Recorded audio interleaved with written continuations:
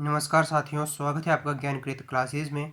ये video HP TET arts preparation की दूसरी वीडियो रहने वाली है। इस वीडियो में हम सिंधु घाटी सभ्यता और वैदिक सभ्यता के बारे में बात करेंगे। ये टॉपिक एचपी टेट आर्ट्स के लिए बहुत ही महत्वपूर्ण है, क्योंकि इस टॉपिक से हर बार 2 क्वेश्चन आते ही आते हैं। तो आप इस वीडियो को ध्यान से देखें। चलिए वीडियो को शुरू करते हैं। सबसे पहले हम बात करेंगे सिंधु घाटी सभ्यता के बारे में, जो कि लगभग 3300 ईसा पूर्व से 1700 ईसा पूर्व तक रही। इस सभ्यता के जो मुख्य स्थान है वो आपको पता है कि भारत और पाकिस्तान में पाए जाते हैं। इसके जो कुछ प्रमुख नगर हैं वह है हड़प्पा, मोहनजोदड़ो, लोथल, कालीबंगा, धौलावीरा और राखीगढ़ी। इसके बाद अगर हम बात करें कि इसकी खोज किसने की है, इस सभ्यता की खोज दयाराम साहनी ने की है 1921 में। अब हम बात करते हैं कि इसका नाम सिंधु घाटी सभ्यता ही क्यों पड़ा। इसका नाम सिंधु घाटी सभ्यता इसलिए पड़ा क्योंकि ये जो सभ्यता थी ये सिंधु नदी और उसकी जो सहायक नदी हैं उनके आसपास पनपी। इस सभ्यता को हम हड़प्पा सभ्यता भी कहते हैं।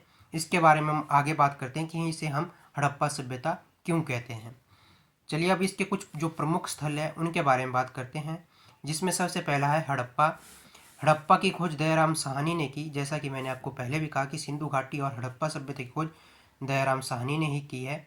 ये उन्होंने 1921 में की है। और सिंधु घाटी सभ्यता का जो हड़प्पा शहर है वो वर्तमान पाकिस्तान में पंजाब प्रांत में स्थित है। अब हम बात करते हैं कि सिंधु घाटी सभ्यता को हड़प्पा सभ्यता क्यों कहा जाता है।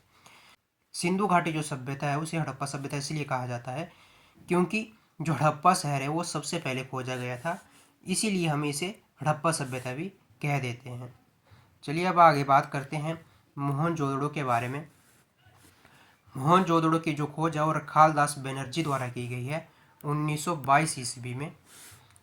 और मोहनजोदड़ो भी वर्तमान पाकिस्तान के सिंध प्रांत में स्थित है। मोहनजोदड़ो की विशेषता यह है कि एक तो यह मोहनजोदड़ो जो है वो सिंधु घाटी सभ्यता का सबसे बड़ा स्थल है। दूसरा, यहाँ पे हमें महान स्नानागार मिला है। नृत्यकी की मूर्ति भी यहाँ से प्राप्त हुई है, यानी नृत्य करती हुई मूर्ति। और पशुपति की मोहर भी हमें मोहनजोदड़ो से प्राप्त हुई है। आगे हम बात करते हैं लोथल शहर के बारे में। लोथल वर्तमान गुजरात में स्थित है। और लोथल की विशेषता यह है कि लोथल बंदरगाह नगर था और यहाँ से हमें चावल के अवशेष प्राप्त हुए हैं। आगे बात करते हैं कालीबंगा के बारे में। कालीबंगा का अर्थ होता है काली चूड़ियाँ, और कालीबंगा वर्तमान राजस्थान में स्थित है। कालीबंगा से हमें अग्निकुंड के अवशेष मिले हैं। आगे बात करते हैं राखीगढ़ी के बारे में। राखीगढ़ी वर्तमान हरियाणा में स्थित है। राखीगढ़ी जो है भारत में स्थित हड़प्पा सभ्यता का सबसे बड़ा स्थल है। जैसा कि मैंने आपको पहले कहा कि मोहनजोदड़ो हड़प्पा सभ्यता का सबसे बड़ा स्थल है, और भारत में स्थित हड़प्पा सभ्यता का सबसे बड़ा स्थल जो है वो राखीगढ़ी है। आगे बात करते हैं धौलावीरा के बारे में। धौलावीरा वर्तमान गुजरात में स्थित है और यहाँ पर उन्नत जल प्रबंधन की प्रणाली देखने को मिली है। आगे बात करते हैं सुरकोटड़ा के बारे में। सुरकोटड़ा भी वर्तमान राजस्थान में स्थित है और यहाँ से हमें घोड़े के अवशेष प्राप्त हुए हैं। आगे बात करते हैं चनहुदड़ो के बारे में। चनहुदड़ो वर्तमान पाकिस्तान में स्थित है और चनहुदड़ो की विशेषता यह थी कि यहाँ पे मनके बनाने की फैक्ट्री मिली है। इसके अलावा एक और शहर है जो आपको याद होना चाहिए, रोपड़ के बारे में। रोपड़ वर्तमान पंजाब में स्थित है। आगे हम बात करते हैं हड़प्पा सभ्यता के लोगों का धार्मिक विश्वास कैसा था, यानी वह किसकी पूजा करते थे। तो हड़प्पा सभ्यता के लोग जो है पशुपतिनाथ की पूजा करते थे, इसके प्रमाण प्राप्त हुए हैं। आगे बात करते हैं कि हड़प्पा सभ्यता की जो लिपि थी वो कैसी थी। हड़प्पा सभ्यता की जो लिपि थी उसे चित्रा लिपि कहा जाता है, जिसे अभी तक पूर्णतः पढ़ा नहीं जा सका है। और जो हड़प्पा सभ्यता की लिपि थी वो दाएं से बाईं ओर लिखी जाती थी, यानी राइट टू लेफ्ट लिखी जाती थी। और अगर एक से अधिक लाइनें हो तो जो पहली लाइन होती थी वो राइट टू लेफ्ट लिखी जाती थी और जो दूसरी लाइन होती थी वो लेफ्ट टू राइट लिखी जाती थी। अब आगे बात करते हैं हम कपास की खेती के बारे में। जो कपास की खेती है उसे हड़प्पा सभ्यता की देन माना जाता है। इसके अलावा हड़प्पा सभ्यता के बारे में एक लाइन जो आपको हमेशा याद रखनी है वो ये वाली लाइन है। आपको याद रखना है कि हड़प्पा सभ्यता के लोगों को लोहे का ज्ञान नहीं था। आगे बात करते हैं नगर योजना के बारे में। हड़प्पा सभ्यता में सड़कों का जो ग्रिड पैटर्न होता था, यानी सड़कें इस तरह से होती थी एक ग्रिड में, और दूसरा पक्की ईंटों से घर बनाए जाते थे और जल निकासी के लिए उचित प्रणाली होती थी। तो ये थी सिंधु घाटी सभ्यता से जुड़ी हुई कुछ महत्वपूर्ण बातें। आपको इनको ध्यान में रखना है क्योंकि एचपी टेट आर्ट्स में हर बार इनसे 2 नंबर के क्वेश्चन आते हैं। चलिए अब आगे बात करते हैं हम वैदिक काल के बारे में। वैदिक काल 1500 ईसा पूर्व से लेकर 600 ईसा पूर्व तक रहा। वैदिक काल को 2 भागों में विभाजित किया गया है। सबसे पहला जो काल है उसे हम ऋग्वैदिक काल कहते हैं, जो कि 1500 ईसा पूर्व से लेकर 1000 ईसा पूर्व तक रहा। और उसके बाद का जो काल है उसे हम उत्तर वैदिक काल कहते हैं, जो 1000 ईसा पूर्व से लेकर 600 ईसा पूर्व तक रहा। और वैदिक सभ्यता जो है वह आर्य द्वारा निर्मित सभ्यता है, उसी को कहा जाता है। आर्यों की जो भाषा थी वो संस्कृत थी और आर्य जो थे वो खैबर दर्रे के माध्यम से भारत आए थे, ऐसा माना जाता है। आगे बात करते हैं ऋग्वैदिक काल के बारे में। जैसा कि मैंने आपको पहले ही कहा कि ऋग्वैदिक काल जो है 1500 ईसा पूर्व से लेकर 1000 ईसा पूर्व तक रहा। ऋग्वैदिक काल में हम देखते हैं कि सामाजिक व्यवस्था किस प्रकार थी। ऋग्वैदिक काल में समाज को 4 वर्णों में विभाजित किया हुआ था। पहले थे ब्राह्मण, दूसरे थे क्षत्रिय, तीसरे थे वैश्य, चौथे थे शूद्र। जो ब्राह्मण थे उनका कार्य होता था शिक्षा और पूजा करना, क्षत्रियों का कार्य होता था रक्षा करना, वैश्यों का कार्य होता था कृषि और व्यापार करना, और जो शूद्र थे उनका कार्य होता था सेवा करना। ऋग्वैदिक काल में बाल विवाह और पर्दा प्रथा जैसी कोई भी प्रथा प्रचलन में नहीं थी।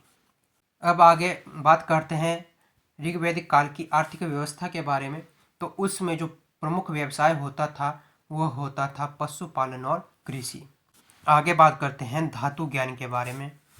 जैसा कि मैंने आपको पहले कहा कि सिंधु घाटी सभ्यता के लोगों को लोहे का ज्ञान नहीं था, परंतु जब आर्य भारत आए तो उन्होंने सबसे पहले जो धातु खोजी वह थी लोहा। अब आगे बात करते हैं हम उत्तर वैदिक काल के बारे में, जो लगभग 1000 ईसा पूर्व से लेकर 600 ईसा पूर्व तक रहा। इसमें जो वर्ण व्यवस्था थी उसमें परिवर्तन आया। जैसा कि मैंने आपको पहले कहा कि ऋग्वैदिक काल में 4 वर्ण होते थे, ब्राह्मण, क्षत्रिय, वैश्य और शूद्र, जो कर्म के आधार पर निर्धारित होते थे। परंतु उत्तर वैदिक काल में यह परिवर्तन आया कि वर्ण कर्म या व्यवसाय के आधार पर तय न होकर जन्म के आधार पर तय होने लगे। अब आगे धार्मिक और सांस्कृतिक विकास के बारे में थोड़ा सा जान लेते हैं। जो उपनिषद हैं, वेदांग हैं, पुराण हैं, उन सभी की रचना उत्तर वैदिक काल में ही हुई है। इसमें एक बात आपको ध्यान रखनी है, जो सत्यमेव जयते भारत का आदर्श वाक्य है वो मुंडको उपनिषद से लिया गया है। पिछली वीडियो में मैंने आपको महाकाव्यों के बारे में भी बताया था, वह महाकाव्य भी इसी काल में लिखे गए हैं, जिनमें पहला महाकाव्य जो है वो रामायण है, दूसरा महाभारत है, और जो महाभारत है वो विश्व का सबसे बड़ा महाकाव्य भी है। तो ये थी वैदिक काल के बारे में जानकारी। एचपी टेट में वैदिक काल के बारे में उतना नहीं पूछा जाता है, लेकिन फिर भी मैंने थोड़ा सा आपको बता दिया जितना हमें पता होना चाहिए एचपी टेट के लिए।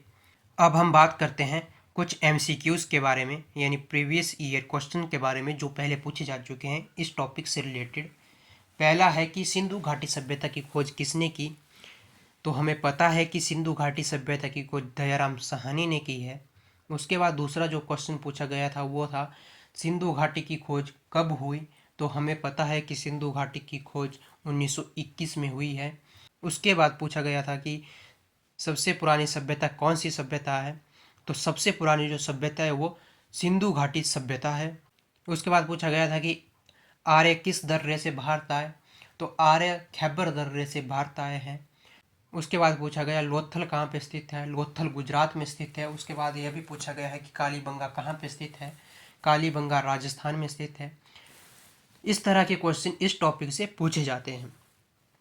मैंने आपको पहले भी कहा है कि आपको सिंधु घाटी सभ्यता के टॉपिक को ध्यान से देखना है, उससे हर बार 2 क्वेश्चन पूछे जाते हैं।